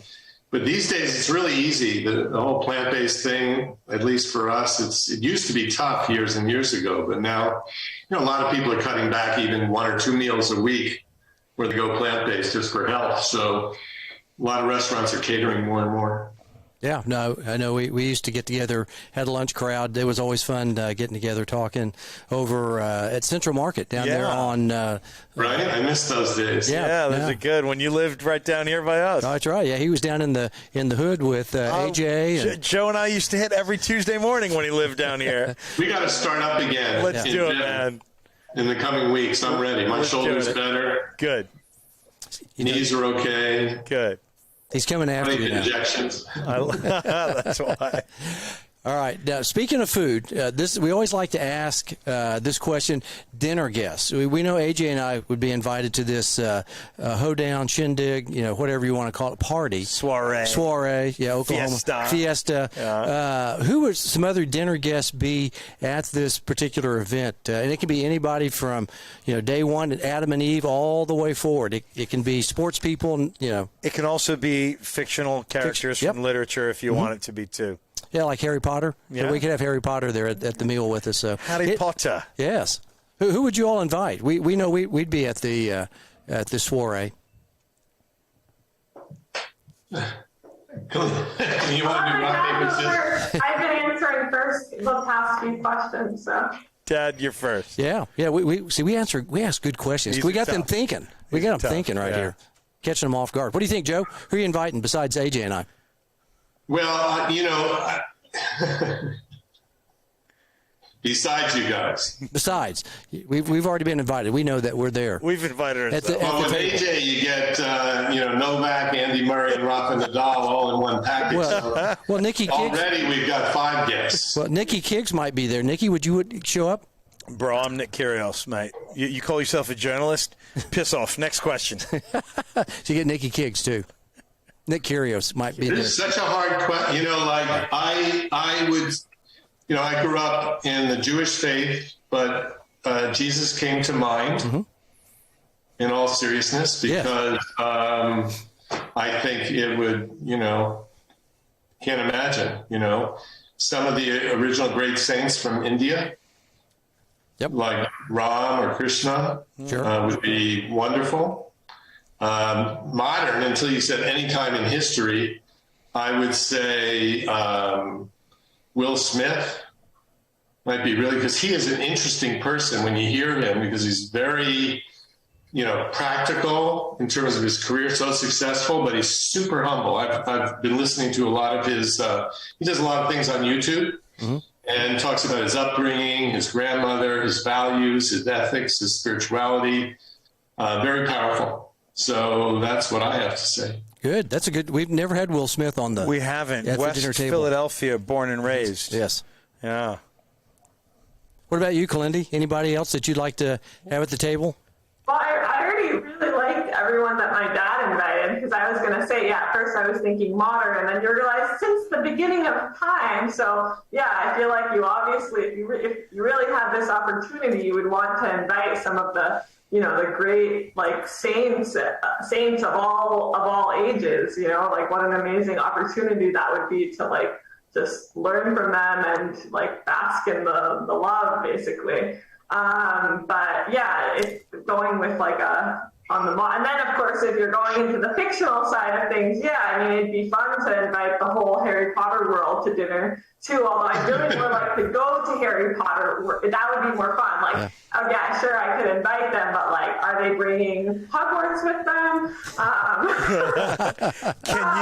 Can you imagine how good your dad would be at Quidditch?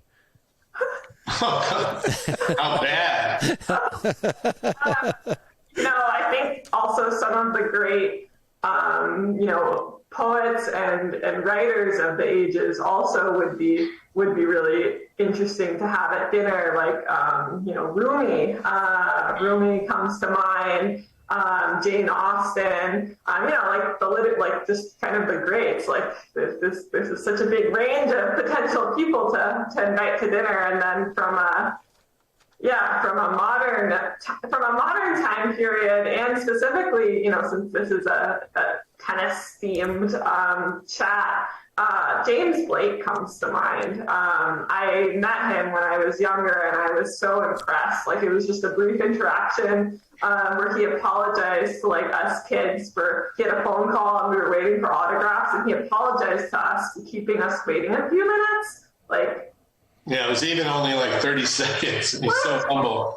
And then I read his book, and just, he's very, very humble, very, very heart driven. I feel like that would be really special to. We're going to have to have a big table. That's a big table. Big thinkers. Soiree. Big mind, big thinkers. Yeah. Good dinner guests. East Coast, West Coast. What are the Denvers like? East Coast, I would imagine Kalindi might have a have a bias one way or the other since she's up in Maine. Are you an East Coast person or a West Coast person? I've got to go East Coast, but not like any East Coast. Like I wouldn't want to live in New York City, for example. That would be way too many people and overstimulating. Sure. Like I've really fallen in love with Maine and the nature, and people are very down to earth and authentic. But I think there's beautiful places, anywhere you go. A close friend of mine lives in California. It's beautiful there as well. Joe, what about you? East Coast person, West Coast person? Wherever there is warm enough weather, a nice beach, and direct nonstop flight to Bangor, Maine. Ooh, Brilliant. okay. So you can see your wonderful daughter. Nonstop flight. Yeah. Boy, I'm sitting there thinking That's challenging. that's very challenging. I'm gonna say, yeah, I can't imagine. I was trying to think about that. Who would fly direct to Bangor? Do we have nonstop from Dallas? In the summers, American Airlines does have it, but then in the fall, winter, and spring, they cut back, and then you have to go through, because we're going to visit the end of March, and we're going to connect in Philly. Philly. And we don't have a beach here either. He just said beach, so we're kind of like, that was my next question, mountains or beach. So we know you like the beach. And what about you, Kalindi? Are you a mountain or beach person? I like both. I'm an ocean person. I've always loved the ocean, and Maine has a lot of amazing rocky beaches, which I wasn't that exposed to previously, and it's really rugged, and you have the mountain and the ocean and the forest all together. So yeah, I guess do I have, if I had to pick, I'd say ocean, but I like it when it's all like put together. So What's your all's favorite season? Do you like spring, summer, winter, fall?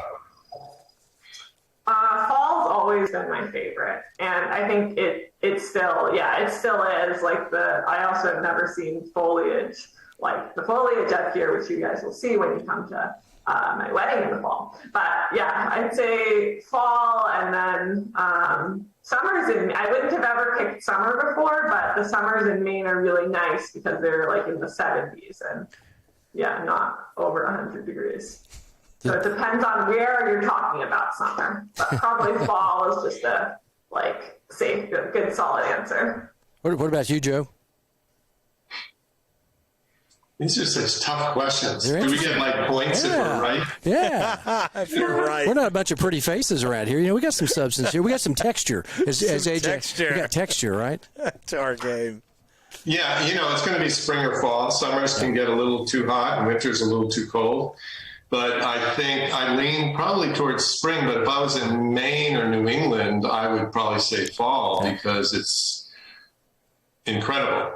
Yeah.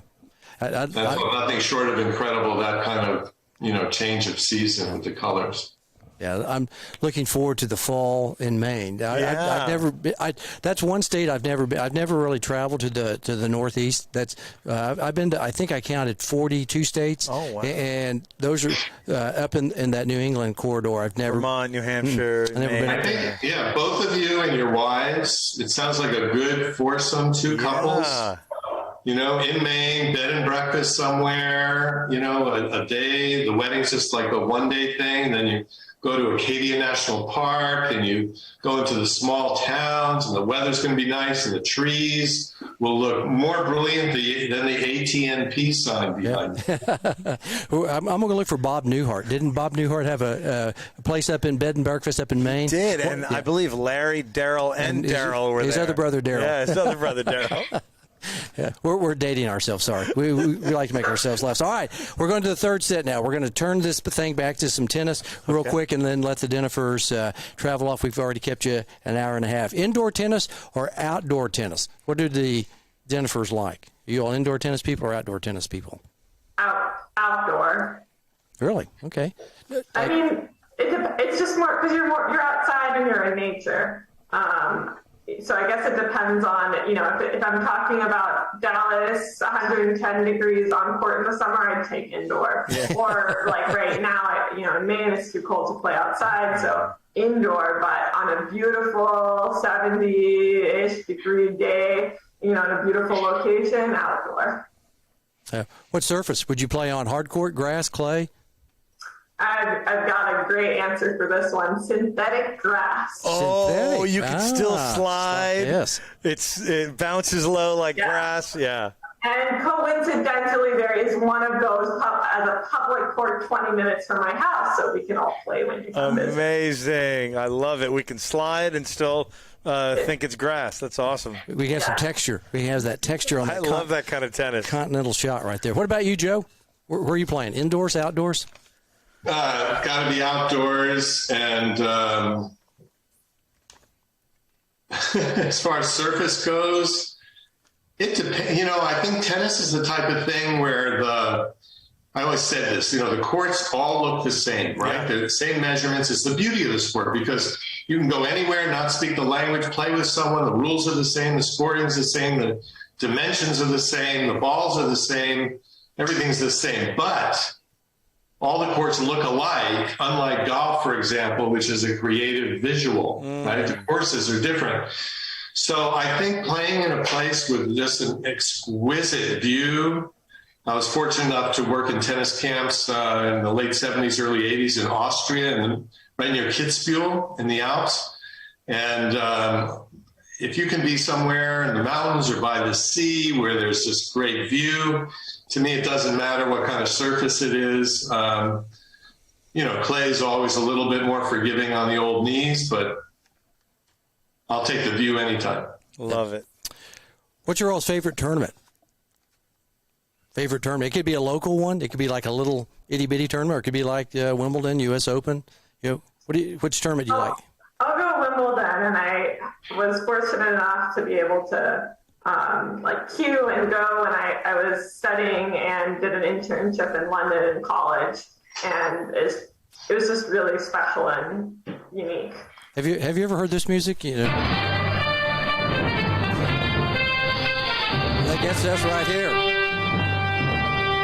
We always want to hear Bud Collins and Dick Enberg on the broadcast. Oh my! Breakfast at Wimbledon on NBC. He's the angelic assassin. Right there. Dude, Kalindi, you might not know that. That's the NBC theme song. This was Wimbledon. Wimbledon. Before you were born. Yeah. That was every, I would say, every Sunday. 14 days in a row. But on, Breakfast at Wimbledon NBC. special. Dick Enberg and Bud Collins, they were. But I will say that going to Forest Hills as a child, my mother took me every year because we were about 45 minutes away. The Forest Hills U.S. Open, it was so special. Westside Tennis Club, Jewel Avenue off the Van Wyck Expressway. We watched, from Nastasi, Stan Smith, Orantes, Passerelle, McEnroe, Connors, Everett, Billie Jean. Yeah. All the big names, yep.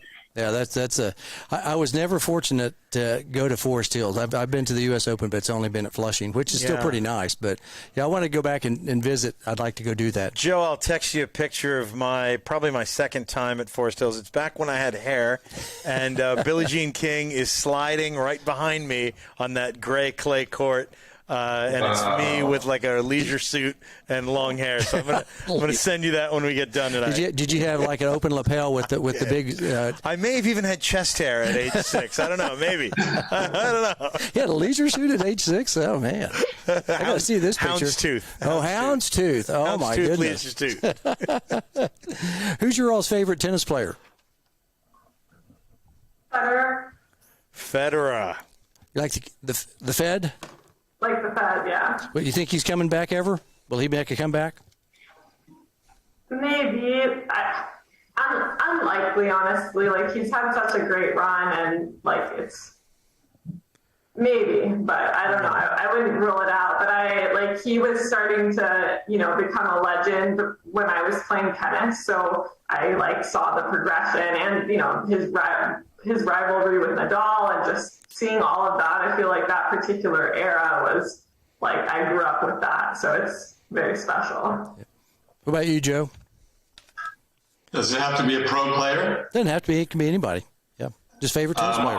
Kalindi's my favorort player. Oh, I love that. And you guys are tied for second. You are so kind, Joe. Came in second. Oh, my. That's a very creative answer. Yeah, I just pro players, but... What sport would you all have played if it wasn't for tennis? What sport would you be involved with? Probably, you think? Because we're all sports people. Because I'm sure you played other sports. Maybe growing up, or been. Is yoga? I think yoga's a sport. Of course. I think that's a great sport. Obviously, you do a lot of yoga. And pickleball? And pickleball. Yeah. What do you think?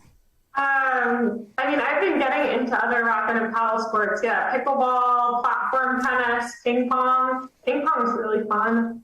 She's gotten very good in the short. Her fiance Josh is like national level as far as tournament play. He's very, very good. Oh wow! And he's helping her, and they go to a table tennis club near them. And I played tournaments as a kid, and I was always fairly competitive, and we play even now, Kalindi and I. So it's a lot of fun. They have a beautiful table in their garage in their home. So I'm glad you told us that, because when we come up there and Josh says, "Hey, you want to play some ping pong for some money?" You're like, "Oh, table tennis." We'll play each other. Play left-handed. Right. Well, I'll just say play AJ. I was going to say we'll just play each other, or play 2 against 1, maybe right there. So, what would you all have been doing if you weren't involved in sports? What do you think? Obviously tennis, has been a great part of your all's life, Kalindi's life, basically in general. Joe, a major part. What would you all be doing, do you think, if it wasn't for the great game? Me or you, Kalindi? Either one. You go first. I would have been an unhappy attorney. Lawyer. You've been a litigator, huh? My mother, I was pre-law, but it wasn't destined. I was too independent and kind of entrepreneurial ultimately. Would you like to have been a trial lawyer, or what kind of law? Corporate law, sitting in an office up there? I don't know that I would have lasted had I, gone to law school and done that, because doing something meaningful. Meyer Briggs is idealist and counselor. So, somehow or other I would have swerved towards trying to do something meaningful. It's just kind of my nature, or perceived as meaningful. I think everything's meaningful. Yeah, I can see you being a lawyer and then becoming a law professor. I can see that, and counselor, yeah. I can see that. But I mean, teaching tennis, coaching tennis is, can be extremely meaningful. Sure. Depends how we approach whatever we're doing. Yeah. Well, for a lot of our students, I know it's therapeutic just to get out and take their hour and a half, to actually, if you wouldn't mind, I'll tell you a story that changed my life about 1988-89 down in San Antonio. A gentleman by the name of Oscar Ehrenberg, and Oscar hit with me 45 minutes about once a week, maybe twice a week, and this is in San Antonio. And one day I was looking at Oscar's arm, just for some weird reason, I noticed a bunch of numbers on his arm. And I said, Oscar, I was a history major, and I kind of understood kind of what the ramifications were. And I said, Oscar, is that what I think it is? Survivor of the Holocaust. Yes. And he goes, that's correct. And I said, where were you? And he goes, I think he said Nuremberg. And I go, okay. And he goes, but he also said during those conversations, he goes, Craig, this is the best 45 minutes of my week. And I'm like, wow, I didn't do anything special other than just hit with this guy. And we had a great time. Oscar was just a super nice guy, very successful financial advisor there in the San Antonio area. And I always wanted to thank him, for that, because he changed my approach to tennis and what we do. So what you're saying, Joe, is it was really meaningful to me, and it kind of turned me from like, hey, Craig, I want to take this competitive type situation. It's like, ooh, wait a minute, this guy was somewhere that I wouldn't want to have been. Yeah. And he said, hey, this is the best 45 minutes of my week, or my day. And I'm like, wow, I'm just hitting some balls with this guy, and he's having a great time. I go, and he's seen the worst of humanity, and I'm like, okay, maybe I'm not doing, this is a bigger deal than what I thought it was going to be. And so it really changed my thought on what I do. So thanks for letting me go down that rabbit hole for a second. Yeah. So I think it's a great rabbit hole. Oh my goodness! It just, like I said, it changed my 30-something years ago about what I feel like we do out here is it can be therapeutic, in a lot of respects. So And I'm sure you've had that in group situations. You know, you've taught a zillion lessons out there as AJ and Kalindi. You know, so I think that you know, what we do, other than providing, you know, some good physical, you know, opportunities, the mental side of what we do as well is can't be emotional. Can't be underestimated. So, Kalindi, what about you? You wouldn't have been involved with sports. I mean, the natural thing would be, you know, the wellness side of things. I feel like that. But I mean, I'm kind of already integrating that, so I don't know if that's not like, oh, this is like a super different thing. But yeah, I think that if I was going to say something like super different, maybe like, I don't know, a college professor or a writer or something in that area. Yeah, I could see that because you all write, you know, poetry and I could see, you know, you wanting to teach and give back to others. So yeah, I could see that real easily from your standpoint. All right, last question, and then we're going to let you go because we know it's getting late up in Maine and we don't want to keep you too long. But if you could wave the magic wand, this is for the great game of tennis, and you could make changes, or just leave it the way it is, what would you all do? You want to go first, Kalindi?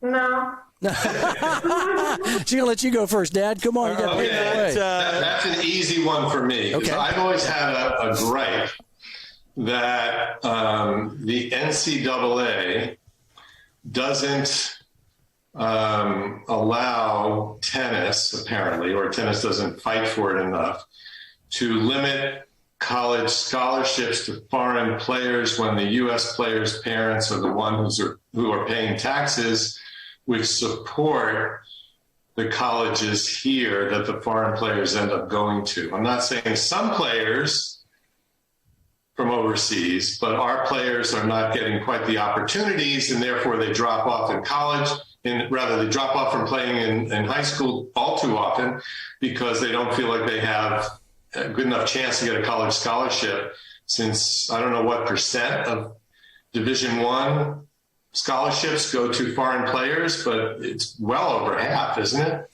It's quite a few. You hit my magic button. I'll send you something. I did a little paper about 10 years ago and just counted up players and who they were, where they're from. I'm pretty good in geography. I kind of know, you know, Oklahoma from, you know, Australia or different places. You know, I did something along that line, and I'll send you some information. It's kind of interesting. There at that time there was a high percentage of players that were from outside the U.S. Let's put it that way. It was something I just wanted to do. It took me about a month to figure it out because I didn't spend every moment of every day looking into it because I do have a regular job. But I just was curious, and Pat McEnroe had said he wondered where all the professional players were. And so, Kalindi, when AJ, your dad, and I grew up, that I consider that the golden era of college tennis, and that's where all the players were that the minor leagues of professional tennis, the AAAs, the AAs, that was down there in the college world, that those opportunities for American players have dried up. And as a result, I think our opportunities to be in the top 10 top players have diminished. Nothing against the foreign players. I've got several foreigners who work for me. And I said, hey, you guys stayed here and you guys pay taxes. So, you know, you're giving back to the great society that, you know, is the land of the free and home of the brave. So, yeah, that's, yeah, you hit my hot topic, you know, as well. So, you know, I think you've got some interesting thoughts about probably the NCAA and USTA. Would you think they'll ever get together? Would USTA and NCAA ever, you know, talk to each other, or do you think? I mean, could you? About that, I don't know, but it's one of those things that just I have never heard an argument in favor of the way it exists now. Yeah. Right. And there are all sorts of reasons to change it, or have the parents. You know, hey, usually the foreign players that come from families with money because they're getting sufficient training. Sure. Anyway, so why give them, you know, $100,000 to $200,000 scholarship, and they're not paying taxes into this? It just doesn't make sense to me. Yeah.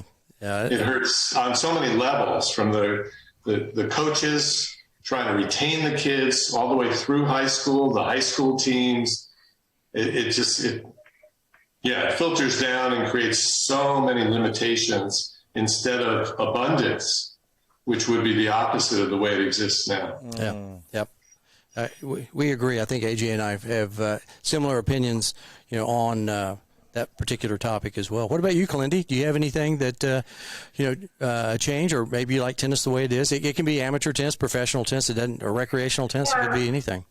I mean, I think this is something that's already happening, so it would just be seeing more of that across all levels, and especially I think to adults or kids that are just learning tennis is introducing the importance of the off-court care and wellness piece into it the right way, so that you minimize injuries. And tennis is such an amazing sport and exercise, and doing it in a way that they can actually play it for a lifetime. That's already happening, which is awesome. Like, I know there's, even some pilot programs by the USTA integrating. A friend of mine's a yoga instructor, and like the kids do, I think 20 minutes of tennis and then 20 minutes of yoga. Like, that's super cool. So just continuation of, that. If I could wave my magic wand and make it so that it's already fully integrated and everywhere, and that'd be great.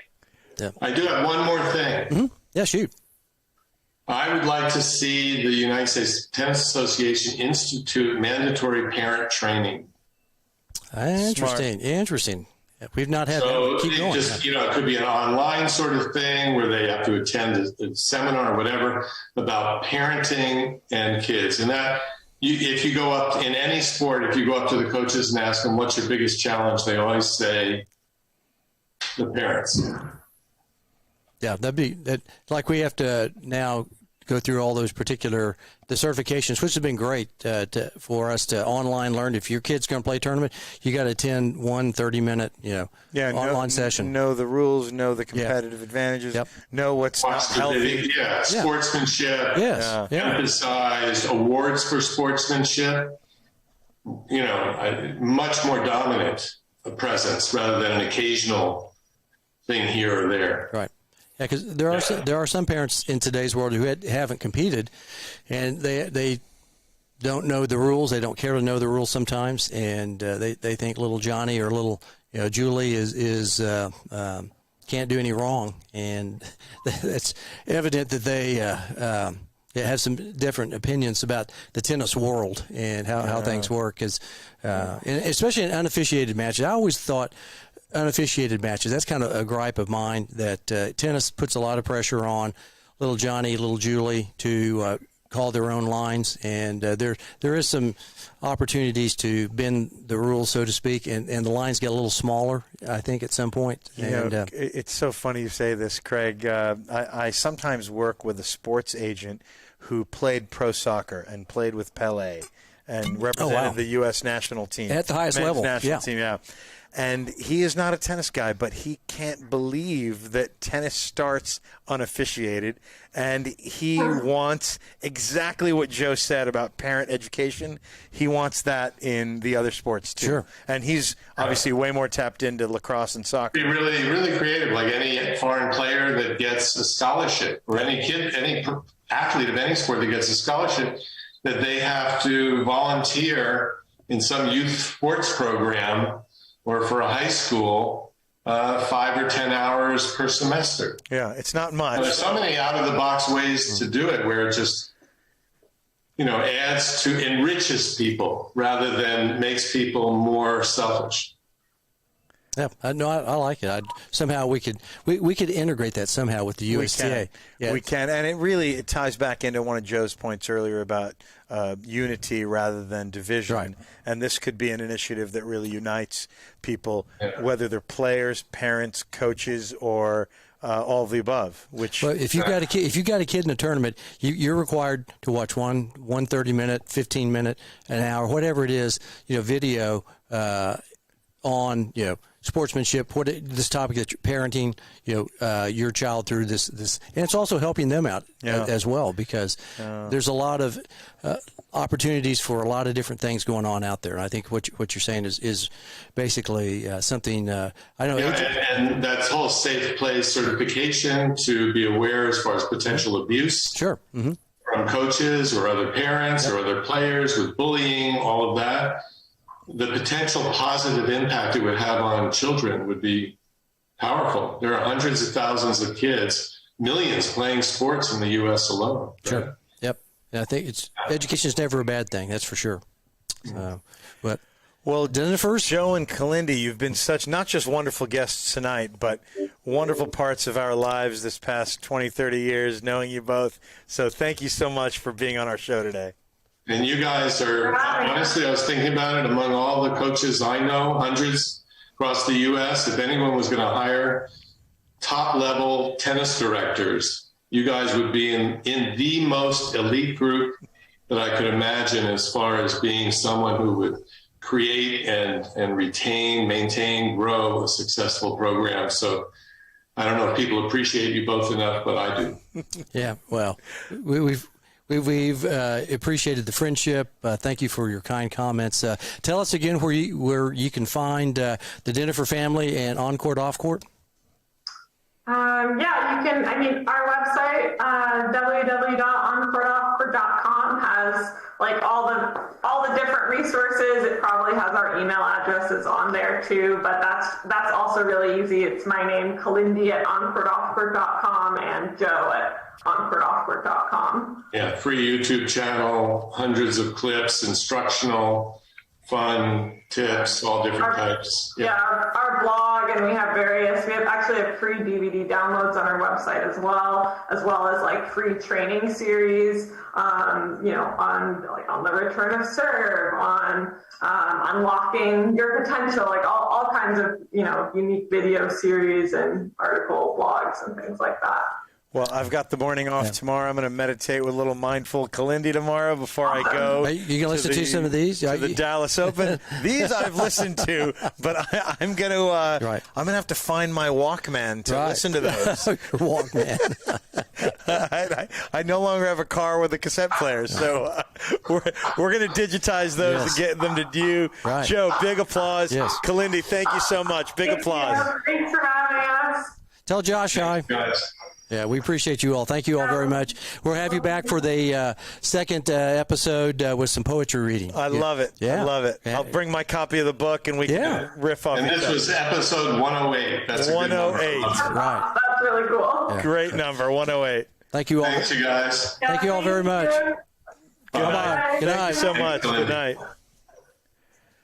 CB, what a great couple of guests that was. Another couple of good ones. Had number 108, in the book. That well done. Great time with the Dinoffers, as always. They're a couple of our favorite people. I love them. Yeah. World class, as one of the people commenting said. I believe that was yesterday. I made a comment about Joe's post about this, which was kind of our video, and it was just one of the best coaches in Texas, Jim Mortgott, who said. Yes.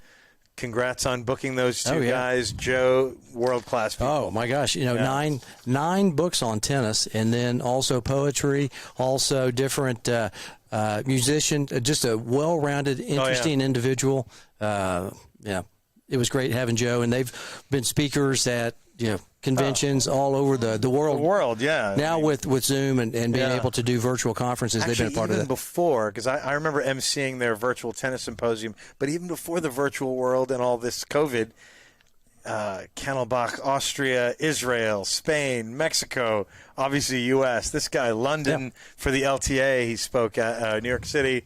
So they've been all over the world. I think he's sprechen Sie Deutsches. I think he does. He does German. Habla español, everything. Yeah. I mean, I can't imagine doing a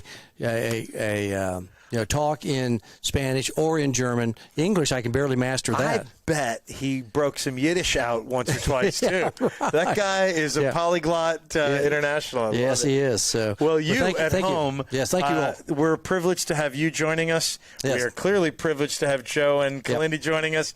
And Craig Bell, as always, has been a pleasure. Yep. Let's get a little James Scott Campbell here, and we'll get him on the outro here.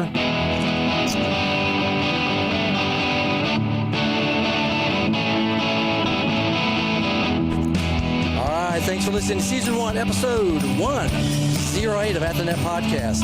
Join us in 2 weeks. In 2 weeks, we're going to be off next week not because of the Super Bowl. The Dallas Open final. The Dallas Open and the USPTA USPTA Texas Conference. So we're going to take the week off next week, but we'll be back on the 20th with Lenny Schloss, our buddy Lenny Schloss of the Billie Jean King I Coach. Love it. Yeah, so Lenny has a creative mind just like the Dinoffers, and we talked to Lenny at Joe's wedding several weeks ago, and we talked him into joining us on February 20th. So we've got Lenny Schloss. I think he's from North Kakalaki. I think South Kakalaki. South Kakalaki. Okay, there we go. And you mentioned Billie Jean King. I think I mentioned it earlier. Yeah.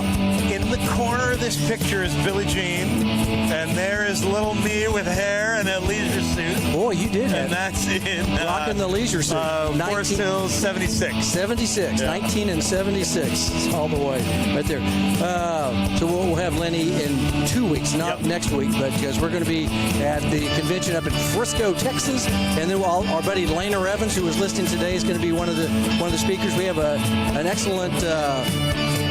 I would say an array of speakers from starting Thursday all the way through Sunday. So AJ's did all the work on that. So congratulations to AJ for setting that up. There's going to be a few online. So can people get online if they want to and watch? I think we don't have people piping in. We have speakers piped in. Oh, okay. Yeah. All right. Well, maybe next time we'll do that. That's right. Because we want to be convivial. We want to offer education for everybody. Inclusive, open, convivial. Also join us on Wednesday evenings at 8 o'clock on our Instagram page. We do a thing called, tennis shorts? Is that right? Tennis shorts. We will get to find out what's in Craig Bell's tennis shorts every Wednesday night, 8 p.m. Central, 9 on the East Coast.